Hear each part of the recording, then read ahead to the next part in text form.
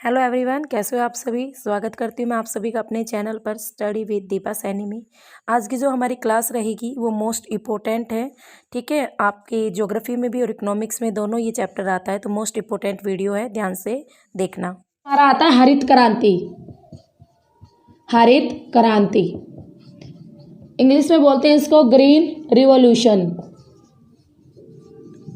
Green revolution, हरित क्रांति important है ये खाद्यान्न में हमारी। विश्व में अगर बात करें वर्ल्ड में हरित क्रांति के जनक कौन है भाई। वर्ल्ड में हम बात कर रहे हैं वर्ल्ड में, तो वर्ल्ड में हरित क्रांति के जन्मदाता हैं। वर्ल्ड में हरित क्रांति के जन्मदाता हैं नॉर्मन बोरलॉग। वर्ल्ड में हरित क्रांति के जन्मदाता नॉर्मन बोरलॉग हैं। बट बात करें इंडिया में हरित क्रांति कौन लाए थे।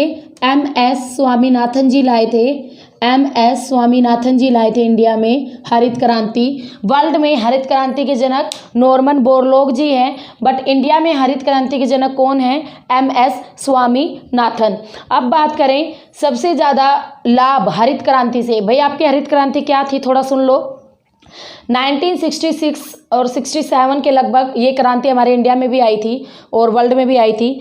तो इस क्रांति में उन्नत बीज यूज़ किए गए, अच्छी खाद यूज की गई, मशीनरी यूज किए गए, कृषि यंत्र यूज हुए, हैरो वगैरह, ट्रैक्टर वगैरह आए, तो सारी चीज़ें यूज की गई।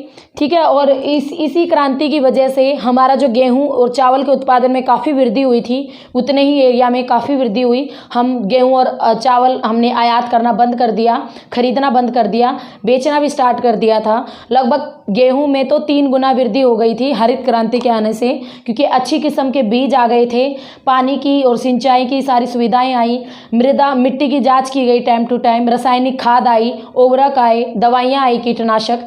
तो ये थी आपकी हरित क्रांति, जिसमें इन सारी चीज़ों का ही यूज किया गया। वर्ल्ड में इसे लाए थे Norman Borlaug ji, but Bharat में बात करें तो MS स्वामीनाथन लाए थे।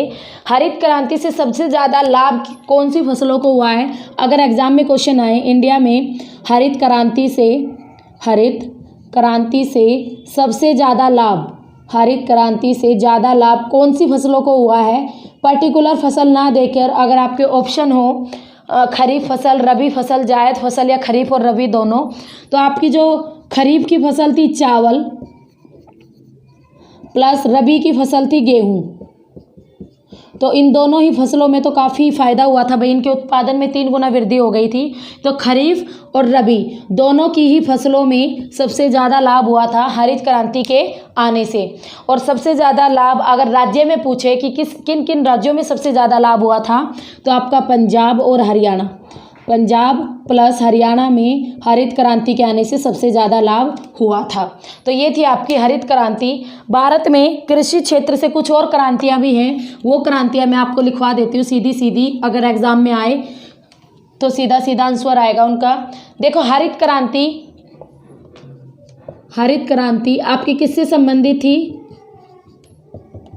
गेहूं से सबसे ज़्यादा, गेहूं, चावल, दूसरे नंबर पर चावल, और फिर आपका जौ वगैरह आ जाता था, फिर तिलहन आ जाती थी।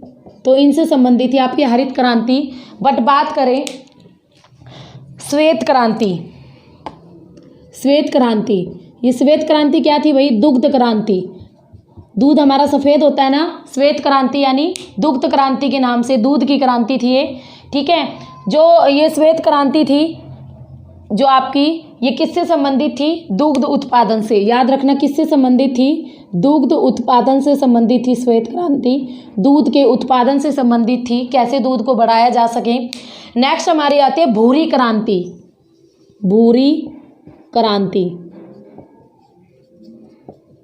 ये सीधे सीधे क्वेश्चन आएंगे एग्जाम में। भूरी क्रांति आपकी किससे संबंधित थी, भूरी क्रांति की बात करें तो पेय पदार्थ या ऊन उत्पादन से संबंधित थी।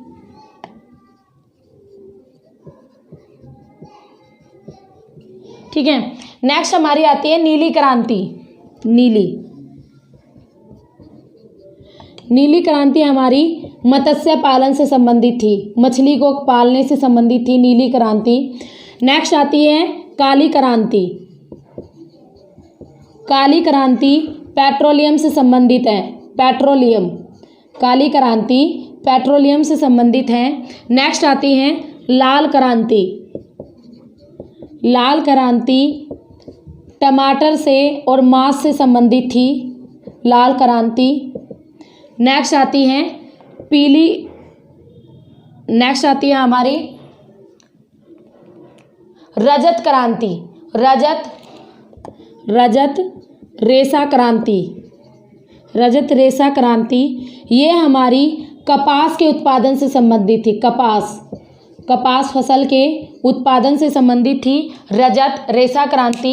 नेक्स्ट आती है रजत क्रांति। देखो यह ध्यान रखना, एक तो है रजत रेशा क्रांति, एक है आपकी रजत क्रांति।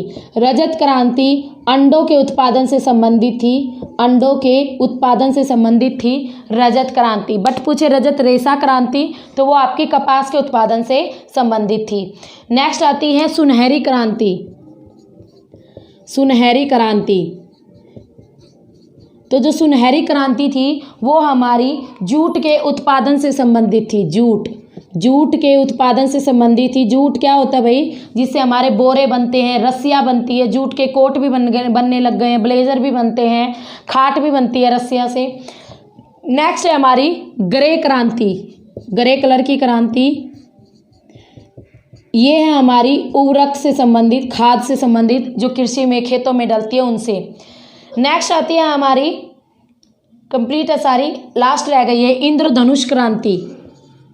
इंद्रधनुष क्रांति लास्ट है, इंद्रधनुष क्रांति। इंद्रधनुष क्रांति किसे कहते हैं? सभी क्रांतियों के मिश्रण को इंद्रधनुष क्रांति कहते हैं। सभी क्रांतियों के मिश्रण को या मिले हुए रूप को इंद्रधनुष क्रांति के नाम से जाना जाता है। तो ये क्रांतियाँ थी आपकी जो हरित क्रांति से रिलेटेड और एग्जाम में जिनसे क्वेश्चन आता है। तो इन क्रांतियों को अच्छी तरह से याद कर लेना, ज़्यादा मुश्किल नहीं है, कलर वाइज कलर ही है इनके, अलग से ज़्यादा है भी नहीं कि भाई कलर अलग हो और क्रांति अलग हो, इतना भी कुछ नहीं है। तो याद रखना, ठीक है। हरित क्रांति यानी हरियाली से, गेहूँ, चावल, जौ, तिलहन। श्वेत क्रांति यानी सफ़ेद, दूध है हमारा, दुग्ध उत्पादन से। भूरी क्रांति पेय पदार्थों से। नीली क्रांति मछलियों से। काली क्रांति पेट्रोलियम हो या चाहे आपका कच्चा तेल हो तो इससे संबंधित थी काली क्रांति, तेल से। लाल क्रांति टमाटर और मांस से संबंधित थी। रजत रेशा क्रांति आपकी कपास के उत्पादन से संबंधित थी। रजत क्रांति आपके अंडों के उत्पादन से संबंधित थी। सुनहरी क्रांति आपके जूट के उत्पादन से संबंधित थी। ग्रे क्रांति उर्वरकों से संबंधित थी। और इंद्रधनुष क्रांति कहते हैं सभी क्रांतियों के मिश्रण को, मिले हुए रूप को। ठीक है, तो क्रांतियाँ समझ गए ना आप।